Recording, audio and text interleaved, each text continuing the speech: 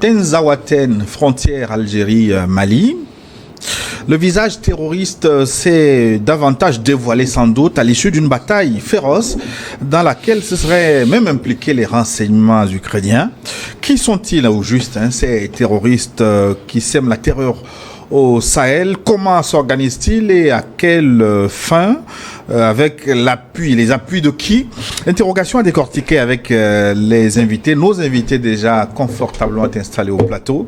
Anani Sossou est avec nous aujourd'hui. Bonjour, monsieur Sossou. Bonjour Gilles, bonjour à tous nos amis qui nous écoutent un peu partout dans le monde entier. J'espère que vous allez bien, vous passez déjà un bon début de dimanche. Anani Sossou, le prince d'Anfoin au sud Togo, il est consultant en communication politique.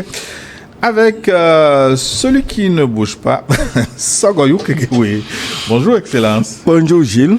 Bonjour à tous nos téléspectateurs. Aujourd'hui, c'est dimanche. Il y a certains qui sont à peine en train de sortir de la messe. J'espère qu'ils ont bien prié. Priez pour nous tous. On en a besoin. Un téléspectateur m'a reproché la dernière fois de vous qualifier de celui qui ne bouge pas. Il m'a dit que c'est un cadavre qui ne bouge pas. Oh là là, voilà.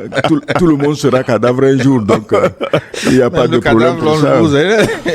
Tout le monde sera cadavre un jour. Sagoyou Kegewe, il est ancien ambassadeur du Togo, il est journaliste Mali. Les dessous de la bataille de Tinzaouaten, c'est le thème de l'émission du jour. Vous êtes cordialement invité à y participer, contribuer à ce forum pour l'enrichir via WhatsApp. Vous connaissez le principe.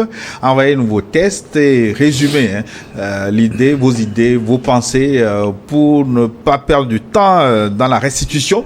Plus 228 96 08 43 43, c'est le numéro pour nous écrire.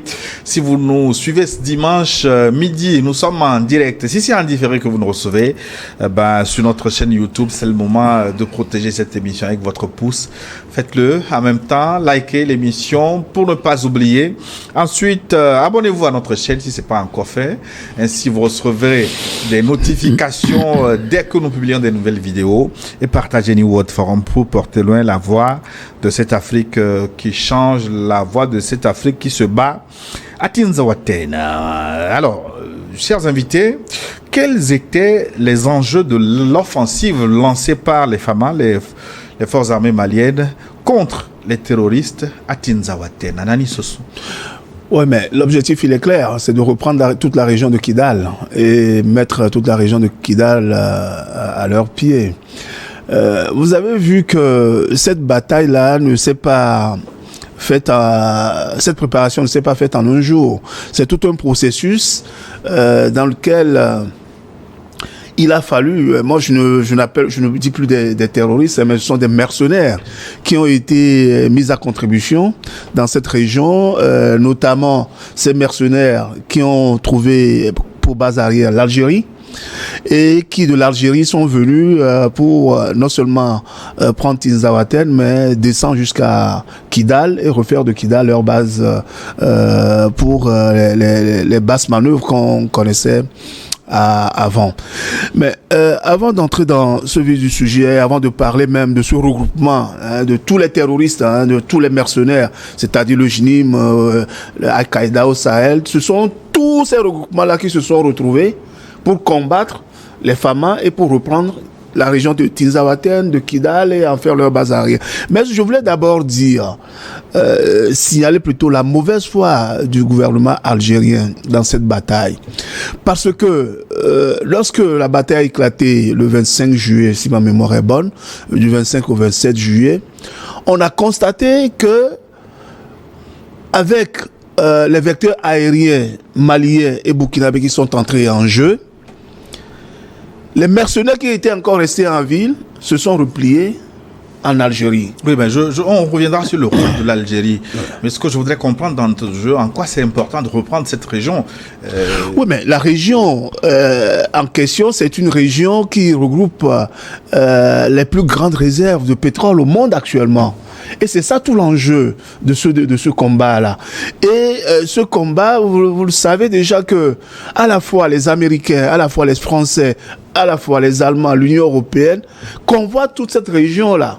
Parce que en dehors du pétrole, il y a le gaz. Il n'y a pas que le gaz, mais les ressources en eau les grandes ressources en eau minérale de ce monde se retrouvent dans cette zone-là.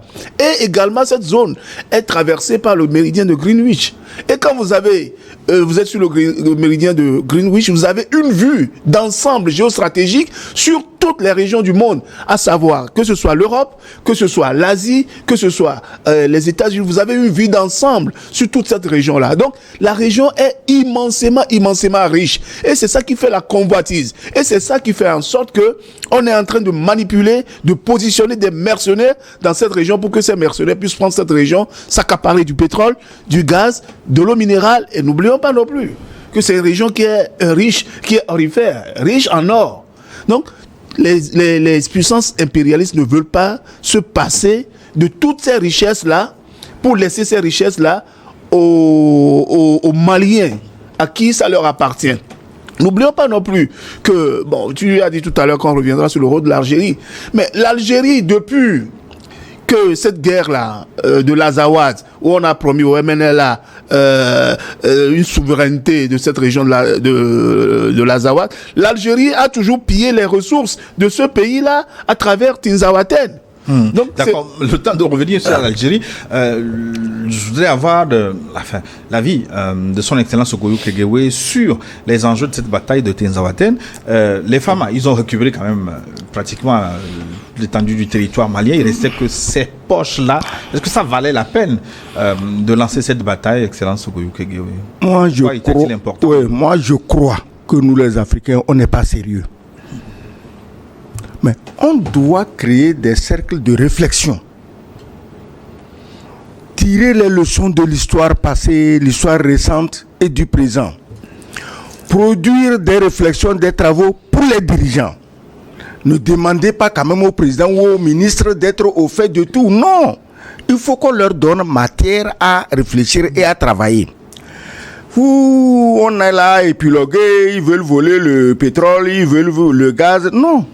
Il s'agit de faire une Afrique sans Africains. Et c'est l'idée de Lecointre. Il a dit dans 10 ans, alors que les armes étaient déjà, il avait déjà les armes au pied pour attaquer.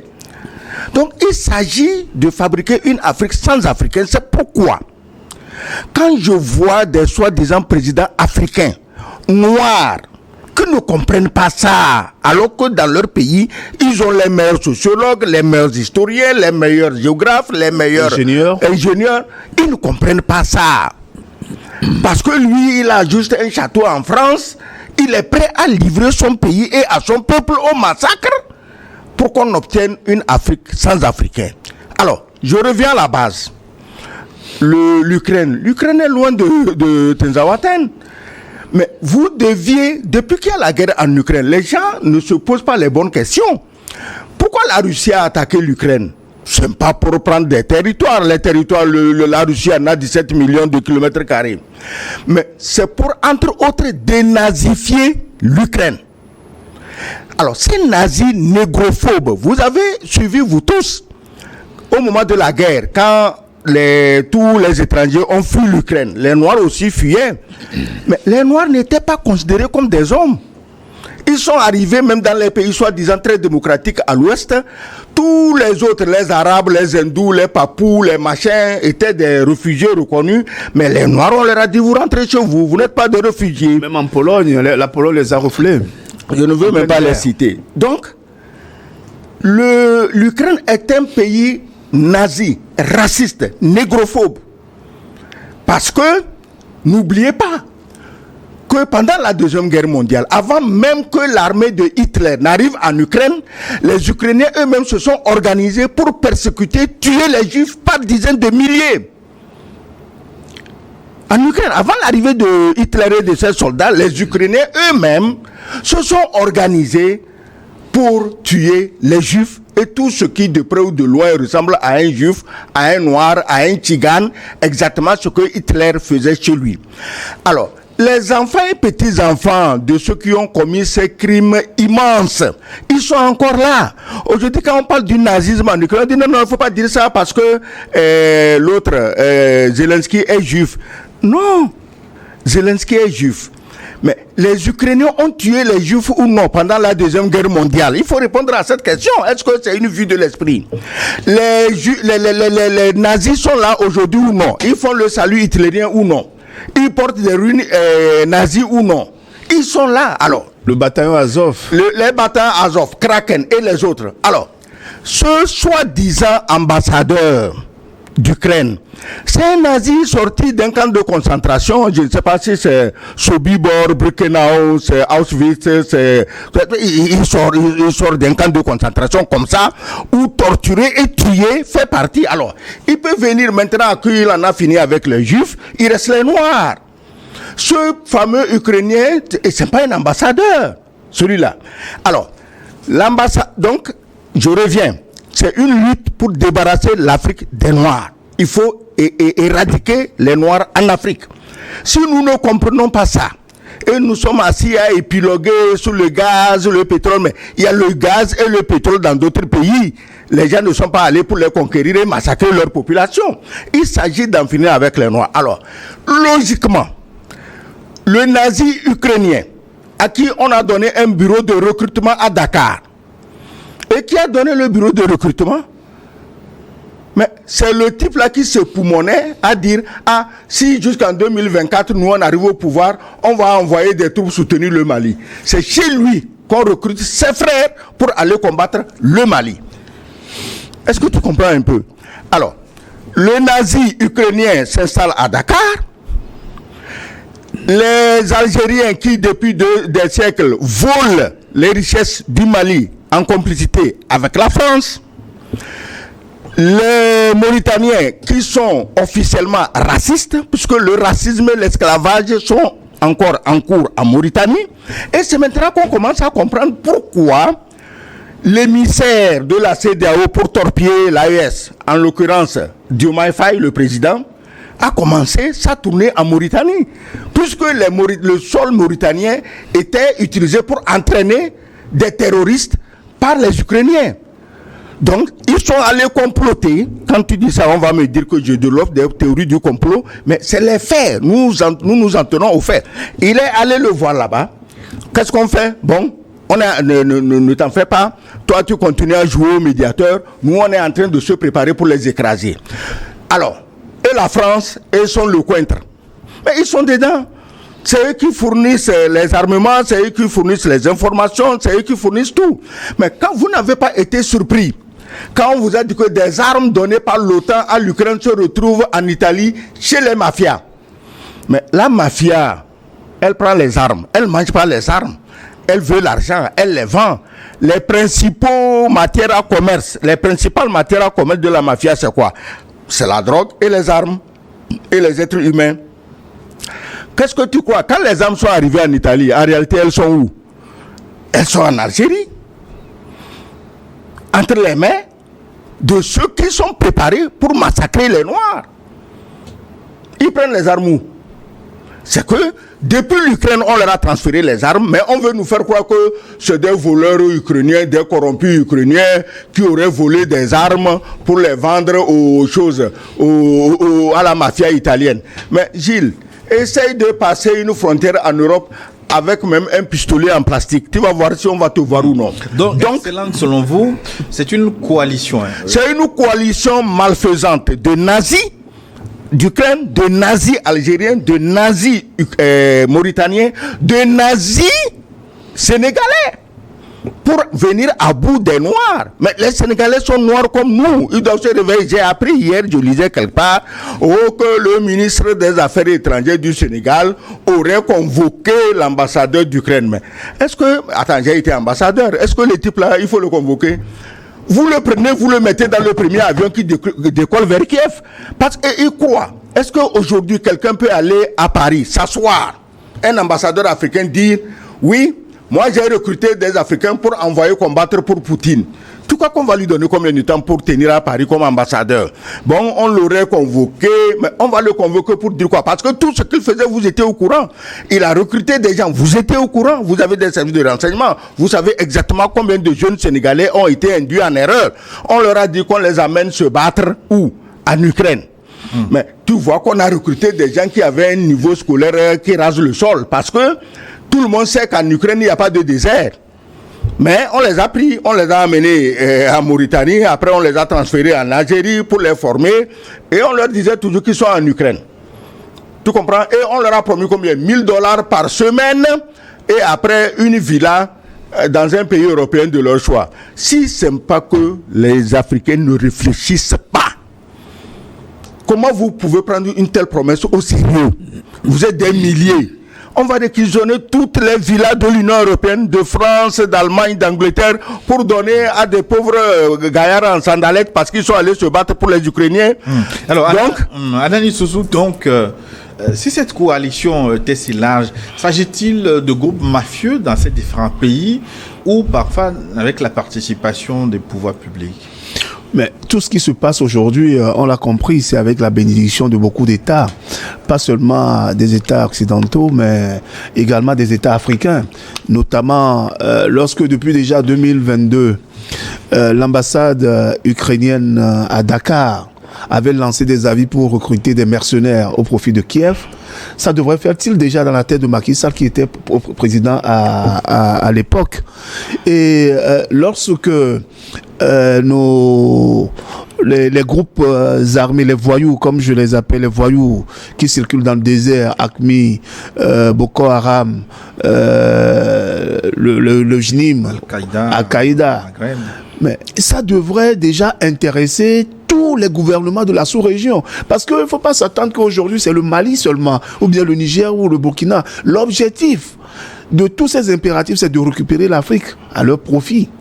Et ça, comme le disait l'ambassadeur tout à l'heure, nous les Africains, nous n'avons pas cette présence d'esprit d'anticiper ce que les gens veulent faire de nous.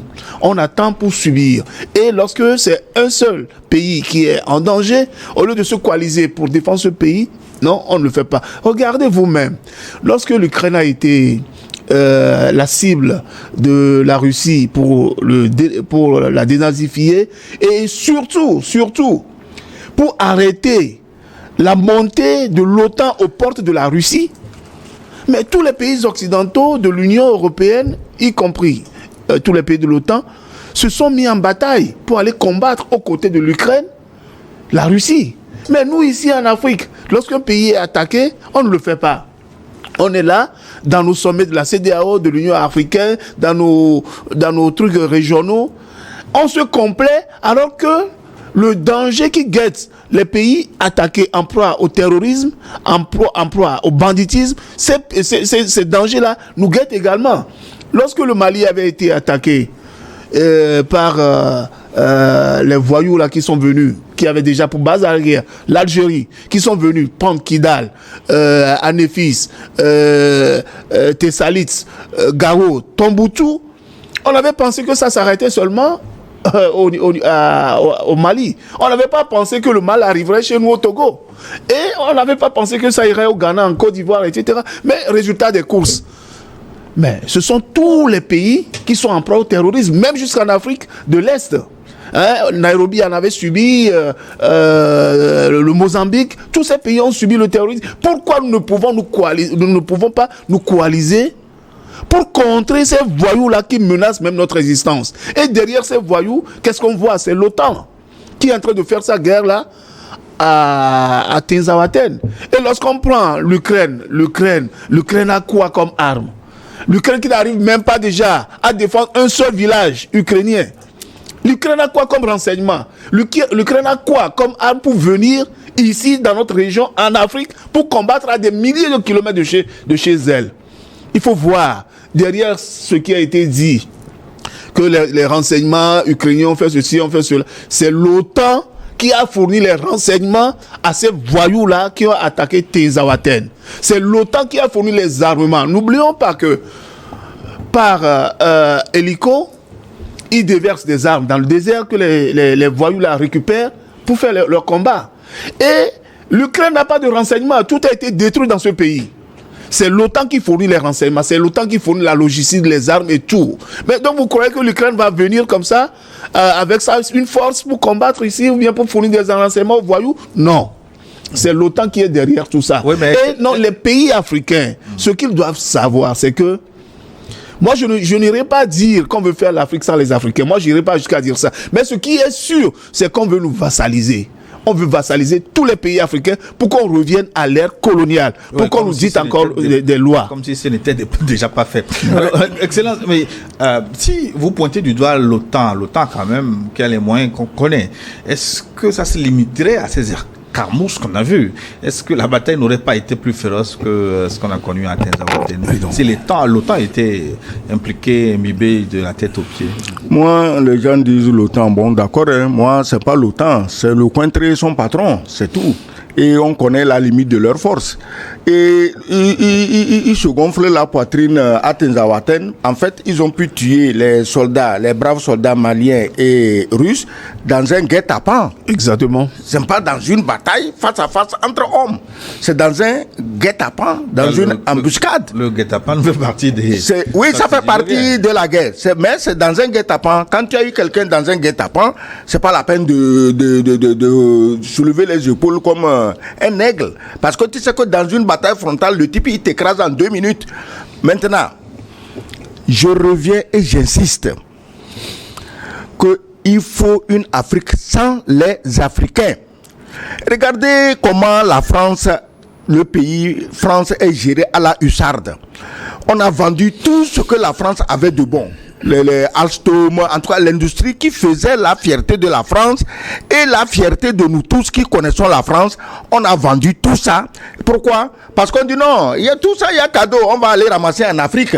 Il y a l'or cadeau, il y a l'uranium cadeau. C'est pourquoi Macron a tout bazardé en comptant sur ce qu'il va venir prendre cadeau en Afrique. Et il s'aperçoit parce que les cadeaux en Afrique là commencent à devenir amers. Alors, toute la chose, la nourriture des groupes terroristes, Al-Qaïda, État islamique, tout ça, c'est l'OTAN qui les a créés. C'est les États-Unis, la France, c'est eux qui ont créé ces groupes. Ces groupes n'existaient pas. C'est eux qui les ont créés pour les besoins que nous commençons à voir et à comprendre aujourd'hui. Donc, c'est la France. C'est le seul pays d'Europe qui ne peut pas vivre s'il ne suce pas le sang des Africains. Les autres vivent. La Belgique vit, l'Italie vit, l'Autriche vit, l'Allemagne vit. Est-ce que tu comprends? Le seul pays européen aujourd'hui qui ne peut pas vivre sans sucer le sang et les larmes des Africains, c'est la France. Tous nos problèmes viennent de là. Ajoutez maintenant à nos Français noirs qu'on a pu mettre à la tête de nos pays et qui sont pires que les Français blancs vis-à-vis de leurs frères noirs. Hein? Sonko, jusqu'en 2024, si ça continue, nous on va envoyer des soldats soutenir le Mali. Sonko, il est où? Depuis là, j'attends d'écouter une de ses déclarations. Vous avez trompé les Sénégalais en leur faisant croire que vous êtes ce que vous n'êtes pas, en leur faisant croire que vous allez faire la politique que vous savez déjà que vous ne ferez jamais. On vous a élu, vous venez et c'est chez vous l'épicentre du recrutement des mercenaires contre vos frères maliens. Et qu'est-ce qu'on dit? Le ministre des Affaires étrangères du Sénégal a convoqué l'ambassadeur d'Ukraine. L'ambassadeur du Sénégal en France n'a qu'à faire ça, il va voir si on va le convoquer. Donc, Gilles, moi je dis ceci, les Français ont au moins l'honnêteté de vous dire d'avance qu'ils vont revenir vous conquérir. Ils nous ont dit ça. Moi je les admire, ils sont transparents. Dans 10 ans, on reviendra vous prendre. En fait, 10 ans là, c'était 10 mois. Les gens n'ont pas compris, les Africains n'ont rien compris. 10 ans là, pourquoi il va attendre 10 ans? Dans 10 ans, le cointré ressemble à quoi? Ce serait une loque humaine dans un asile de vieux. Donc, l'attaque a commencé. Mais le problème, notre problème aujourd'hui, honnêtement, ce n'est même plus ni la France, ni l'Ukraine, ni l'Algérie, ni la Mauritanie, qui sont tous négrophobes, mais c'est les chefs d'État qui sont plus noirs que moi, que Guéoué ici là, qui se prennent pour des blancs et qui les aident à massacrer d'autres blancs, qui sont fiers qu'on ait tué des soldats maliens.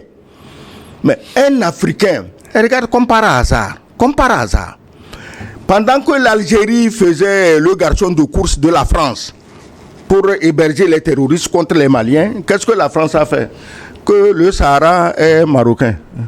Parce que l'Algérie croyait qu'on fait ami-ami, mais la France ne fait pas ami-ami. La France défend ses intérêts. Oui, mais bon, moi, je suis quand même un peu mélangé parce que les relations entre l'Algérie et la France, depuis un moment, on sait que ces relations ne sont pas au beau fixe. Non, ils s'entendaient quand il s'agissait de voler les richesses du Mali. Les deux s'entendaient. C'est deux larrons qui s'entendaient. Maintenant, le Mali refuse qu'on vole ses richesses. Ils s'entendent pour combattre le Mali et continuer à voler. Maintenant, leur problème interne, l'Algérie a oublié la guerre d'Algérie, où les Maliens sont intervenus. Ils leur ont donné des bases à Gao et ailleurs, au FLN algérien.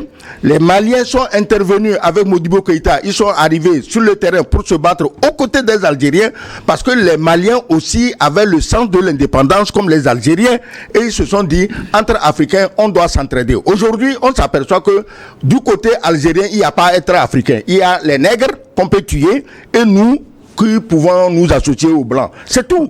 Donc l'Algérie oublie les bienfaits du Mali et prend son territoire pour attaquer le Mali. Anani Sossou, assurons-nous bien du fait, avant que de nous inquiéter de la cause. Est-ce que l'implication de l'Ukraine est avérée dans la bataille de Tinzaouaten?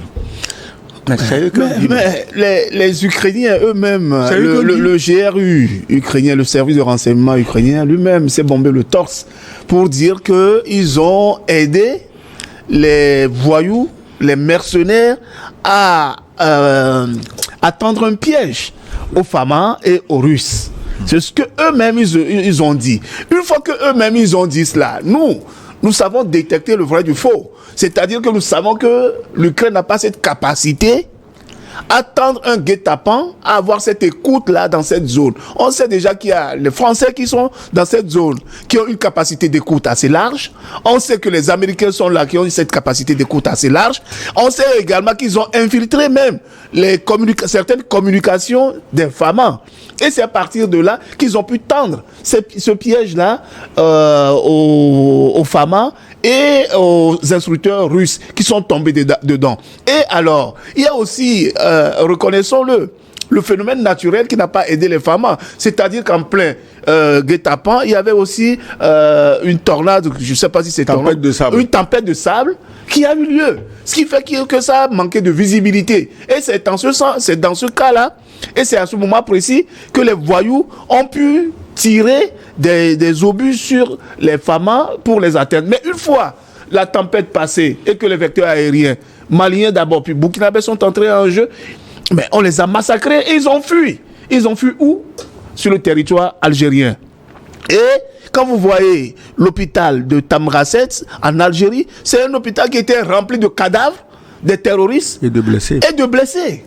Donc, ce qui s'est passé, ce n'est pas que l'Ukraine, est-ce qu'il est avéré, mais l'Ukraine lui-même a pris les devants pour s'assurer les bases arrières de l'OTAN pour dire en fait que ce sont eux. Mais ils n'ont pas cette capacité, nous avons compris. Donc, l'Ukraine n'est qu'un pantin dans cette histoire. Ceux qui tirent les ficelles réellement, qui fournissent armes, communication, matériel d'écoute, tous ceux qui fournissent tout ça aux voyous, aux criminels, aux mercenaires dans le Sahel qui sont venus d'Algérie pour attaquer les femmes, ce sont les Français, ce sont les pays de l'OTAN, notamment les Américains, qui se sont servis de l'Ukraine. Donc, l'Ukraine aujourd'hui affirme cela. Mais nous, en Afrique, est-ce que nous, on a à foutre avec l'Ukraine? Nous, on n'a rien à foutre avec l'Ukraine. On n'a rien à foutre avec l'Ukraine. L'Ukraine a un problème avec la Russie. Nous, nos États travaillent avec l'État russe.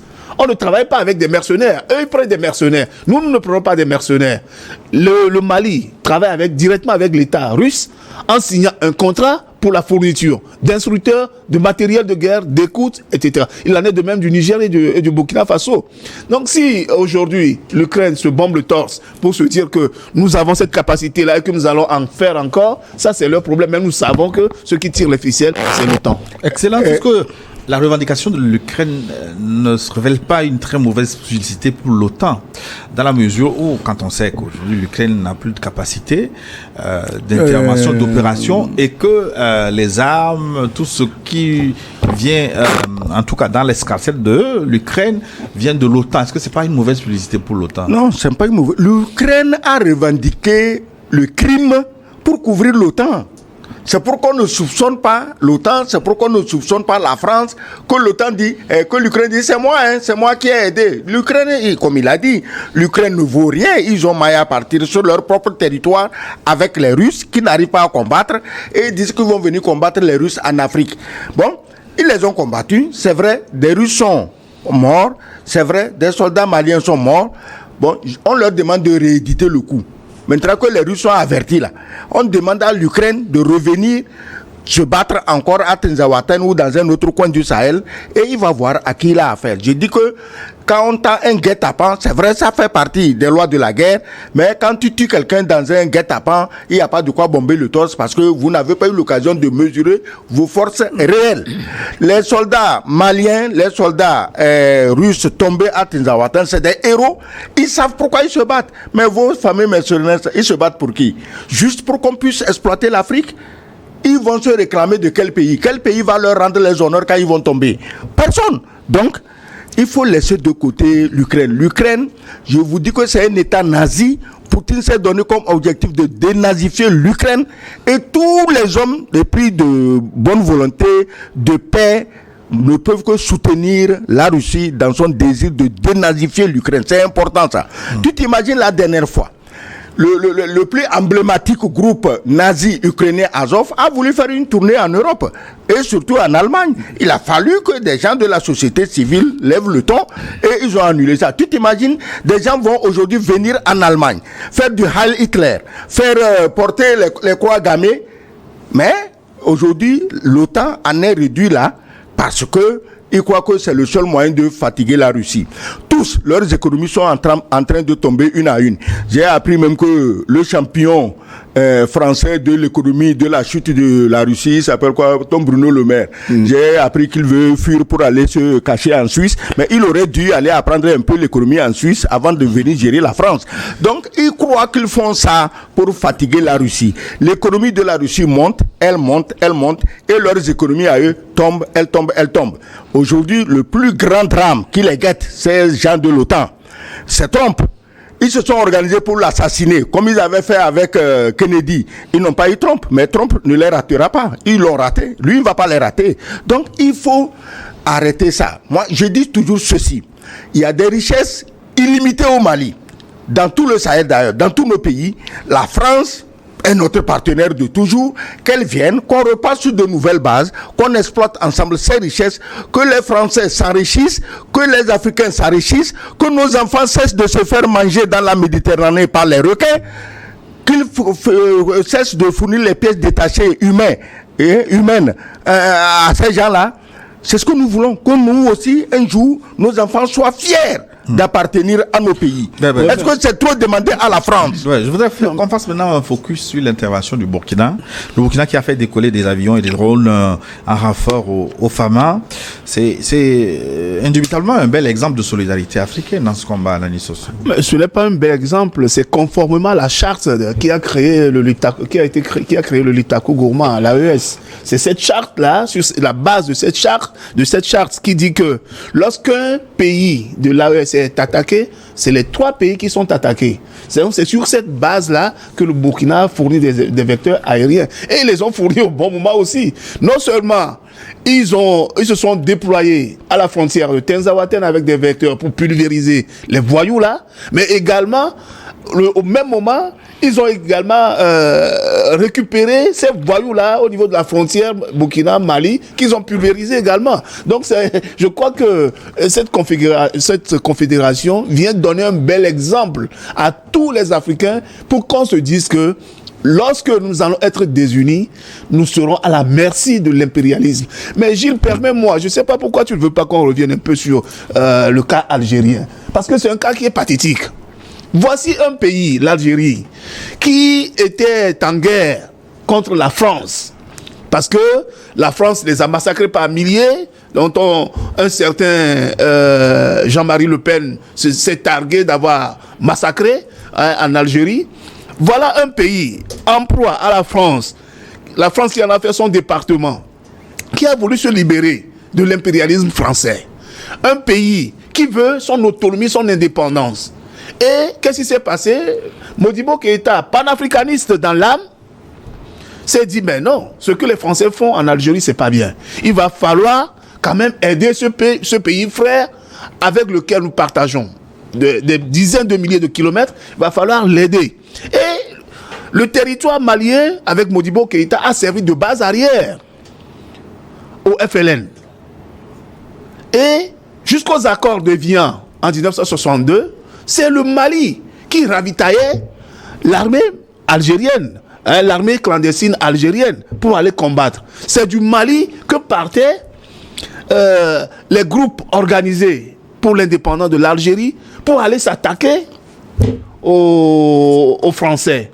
Et voilà qu'aujourd'hui, au lieu de faire un retour d'ascenseur au Mali, qui est en proie non seulement au terrorisme, mais qui voulait se débarrasser de la domination de la France, que l'Algérie elle-même avait combattu.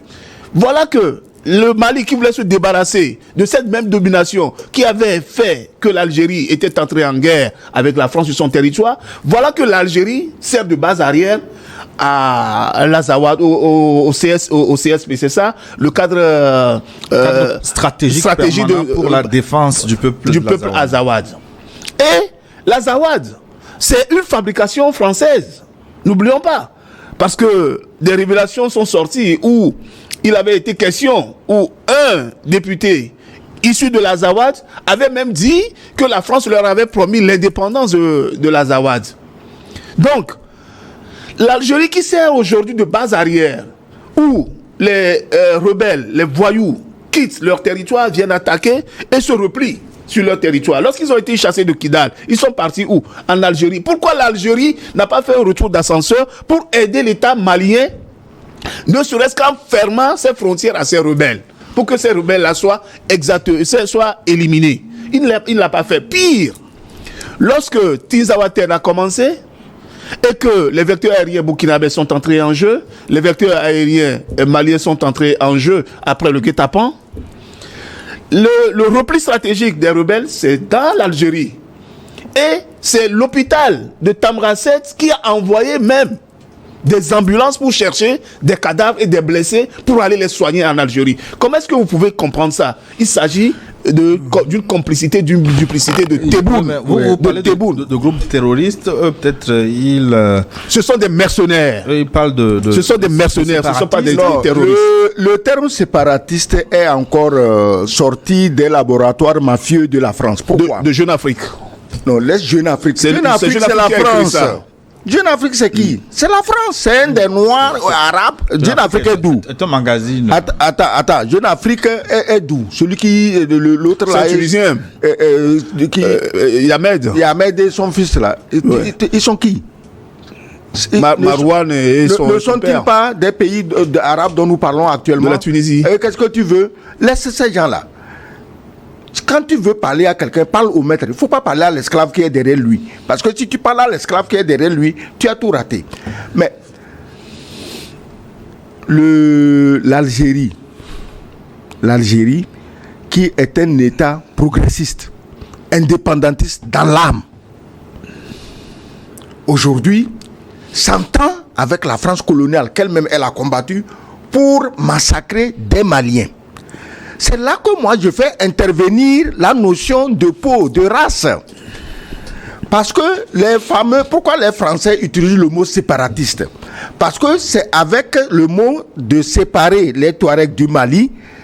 Les Touaregs vivaient bien avec Kadhafi. Ils leur donnaient beaucoup d'argent, ils étaient là, tout le désert était à eux.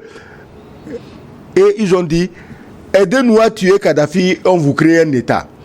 Maintenant, s'ils n'utilisent pas le mot séparatiste, quel mot tu veux qu'ils utilisent? Donc c'est sorti des laboratoires toxiques de certains médias que tu connais. Et toi tu me parles de Jeune Afrique. Est-ce qu'un homme normal intelligent lit Jeune Afrique? Oui, revenons sur l'appui du Burkina à cette bataille de Tinzaouaten. L'appui du Burkina nous fait penser immanquable, inévitablement à la CEDEAO. C'est vrai, on ne va pas demander à un cadavre de réagir, puisque je vous ai dit que la CEDEAO, c'est déjà mort. Mais quand même, pris individuellement ces pays-là, est-ce que tu as entendu dire un seul mot sur Tinzaouaten? On a massacré les Maliens et les Russes, c'est une très bonne chose. dans les capitales démocratiquement élues de la côte ouest africaine.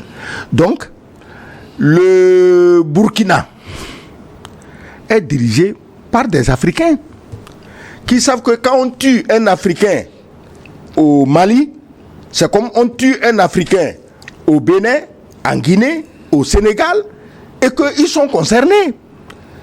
C'est pourquoi le jeune capitaine Ibrahim Traoré, encore une fois, toutes nos félicitations à ce jeune. Il est brave, il est courageux, il est déterminé.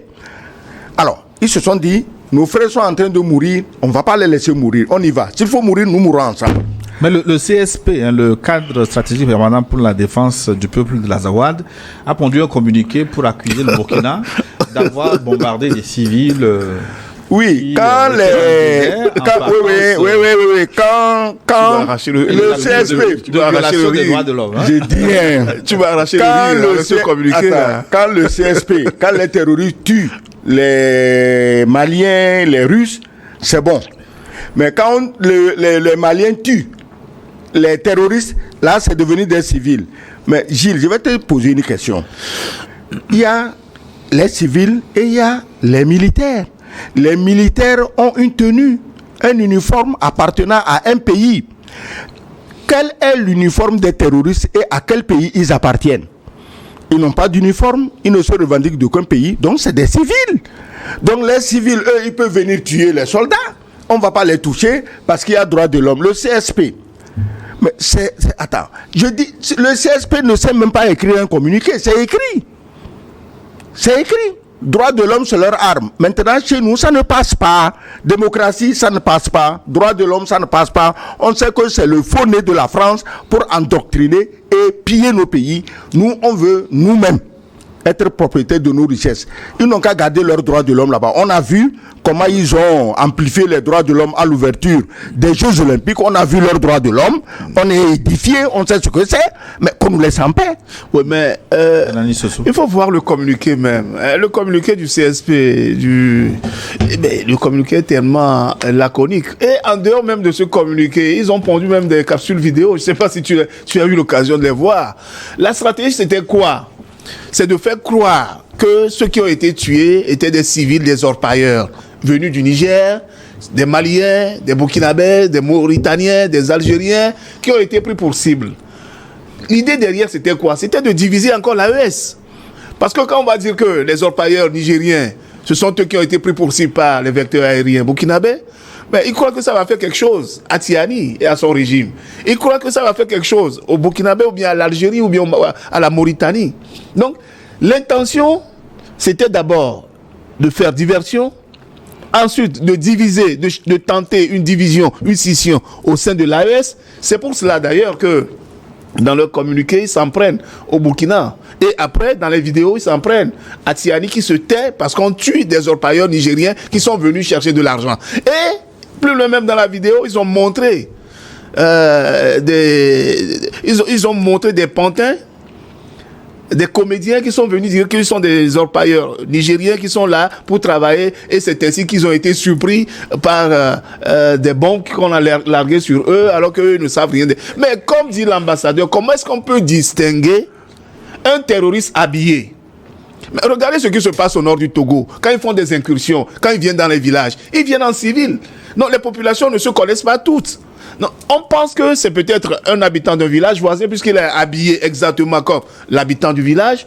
Mais comment est-ce qu'on peut les distinguer? Donc quand il s'agit de s'en prendre à ces groupes terroristes qui n'ont pas d'uniforme, une guerre asymétrique, comment est-ce qu'on peut respecter encore ce qui est civil ou bien n'est pas civil dans une guerre asymétrique? Ça n'existe pas. Donc on arrête de nous enfariner tous les jours avec le fait qu'il y a droit de l'homme, il y a droit de l'homme, il y a droit de l'homme. Mais quand on a tué des centaines de milliers d'Irakiens, pourquoi on n'a pas parlé de droit de l'homme en ce moment? Quand on a lancé des bombes sur Kosovo, des milliers de bombes sur Kosovo, pourquoi on n'a pas parlé de droits de l'homme en ce moment? Quand il s'agit seulement de l'Afrique, on parle de droits de l'homme. Mais quand il s'agit des Occidentaux, c'est de bonne guerre. Il faut qu'on arrête ça. Gilles, cette tentative de diversion ou de diviser les gens de l'AES, c'est la preuve que ces gens prennent les Noirs pour des moutons. Voilà. On a tué les orpailleurs, donc le Niger devait mobiliser son armée pour aller combattre le Burkina. Mais comment le Burkina est allé là-bas pour tuer les gens. Donc, comme toujours je le dis, on oublie ce qui s'est passé. On prend l'aventure, le narratif au milieu quelque part. Mais on est en train de tuer des millions d'Ukrainiens. Il n'y a pas de droit de l'homme en Ukraine. Qui a pondu un jour un communiqué pour dire que les Ukrainiens et les Russes qui meurent là, on viole leurs droits. Finalement, le Mali va-t-il devenir un terrain de confrontation entre l'OTAN et la Russie? Il y a cette question qu'on va aborder dans la seconde partie de New World Forum. Parce que là, nous sommes obligés de marquer une pause pour une édition de journal. On se retrouve dans 10 minutes et n'oubliez pas de nous envoyer vos contributions. Plus 228 96 08 43 43 tout de suite.